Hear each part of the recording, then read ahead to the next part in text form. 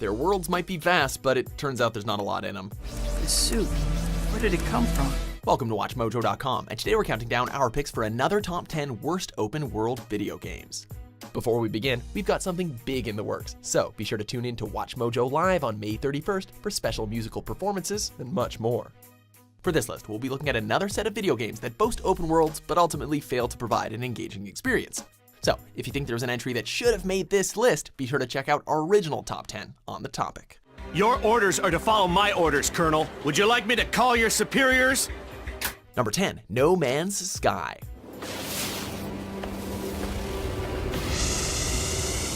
One of 2016's biggest disappointments, this cosmic exploration game was meant to be a groundbreaking title that would allow players to forge their own unique path through the galaxy. While the scale of the procedurally generated environments were indeed unparalleled, it soon became clear that after you got past the initial splendor of taking off in your spaceship, that some of the core components were seriously lacking.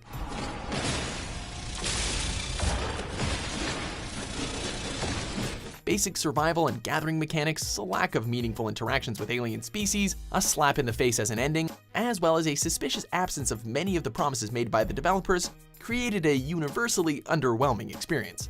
So, here's to hoping that those updates manage to push it back into players' good graces. Number 9, True Crime, New York City. A police procedural that had us play as a former gang member turned detective on the hunt for a mole across all of Manhattan? Well, it sounds good on paper, but unfortunately, much like its predecessor, it shares many of its fatal flaws. On a superficial level, there's not much bite to the Big Apple, making the grittiness that the narrative is trying to sell fall flat before it even takes off. Oh yeah, Dixon's gonna love me. Of course, the biggest pitfall comes from the laundry list of technical issues. Glitches and bugs around every corner, feeble AI enemies that seem to have a death wish, and low frame rate issues made the whole package kind of feel like dirt clinging to GTA's shoes. What the hell are you doing? Number 8, Dex, PS Vita version. On the box, you would have thought that an open-world, side-scrolling RPG basking in the glory of a cyberpunk setting would be something of a gem. Well, as many Kickstarter projects have proven before, sometimes they produce greatness and other times they produce not greatness. Unlike similar games like Shadowrun, this rough-around-the-edges entry fails at pulling players into its neo-noir world due to poor platforming sections, extensive load times, and a very abrupt ending. While you may be able to salvage some enjoyment on other gaming engines, the Vita version doesn't do the game any favors either, leaving it as nothing more than a painfully generic title. Number 7, Spider-Man 3. What's your story?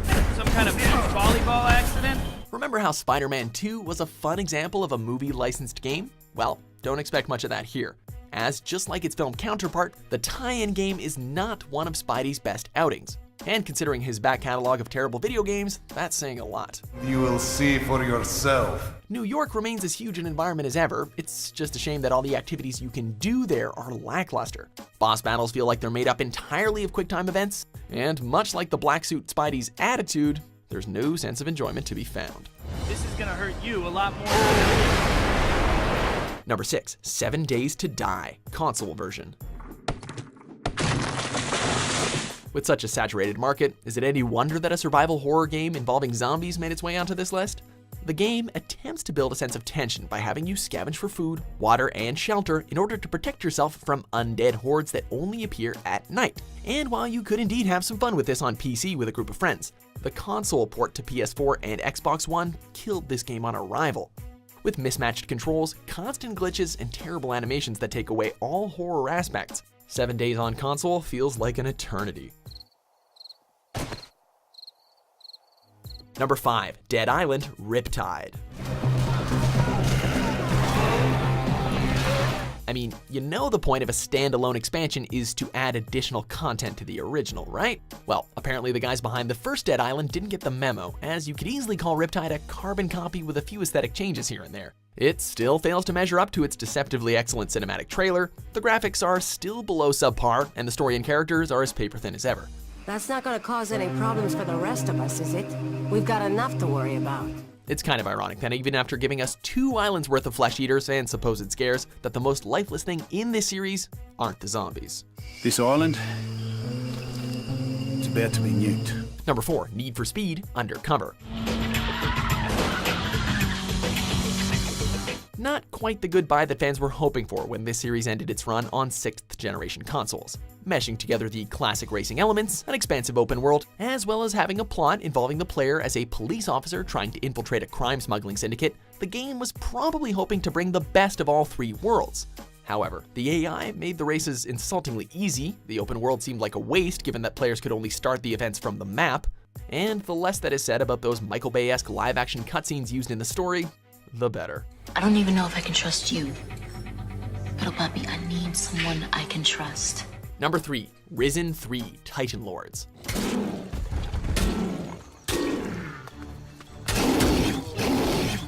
This series has not gotten a lot of love from gamers over the years, mostly due to the developers consistently failing to improve on the rather obvious flaws. Their latest installment saw them try to change this with a large open world for players to explore, filling it with a decent amount of quests. Sounds like a pretty good setup, right? What's put you in such a bad mood? Well, not when it's plagued with progression issues, a combat system that they've been using since the first Risen game that controls just as poorly as you'd expect, as well as frame rate issues that destroy any chance of this becoming the one game that propelled this title beyond its crappy confines. Living without a spirit is no easy thing. Believe me. Number 2, Cube Life Island Survival. Everything I had is now gone. With Minecraft going on to becoming a landmark in modern gaming, we should have expected it to be the catalyst for many low-quality clones. Made available on the Wii U, the only difference this has from its far superior trendsetter is something of a light narrative, but it's clear that it's just the Wii U's answer to the block-building open-world craze.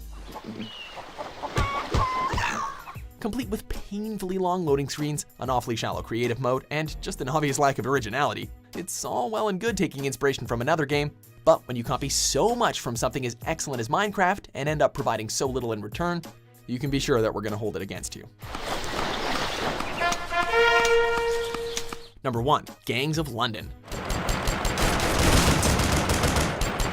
Jumping into the violent side of UK's capital city, you would have hoped that a game that focused on London's most vicious gangs could give us the video game equivalent of a Guy Ritchie movie.